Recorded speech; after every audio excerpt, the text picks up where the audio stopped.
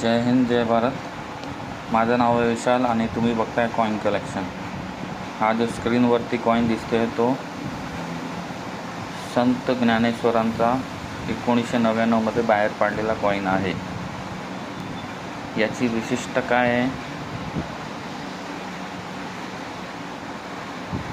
वारकरी परिवारातली आदरणीय मराठी संत, कवी आणि तत्वज्ञानी संत ज्ञानेश्वर आहे. हा कॉईन सर्क्युलेटेड कॉईन आहे. याचं वजन 3.67 मिलीग्राम आहे. याचं व्यास आहे 21.93 मिलीमीटर आणि याची जाडाई आहे 1.4 मिलीमीटर.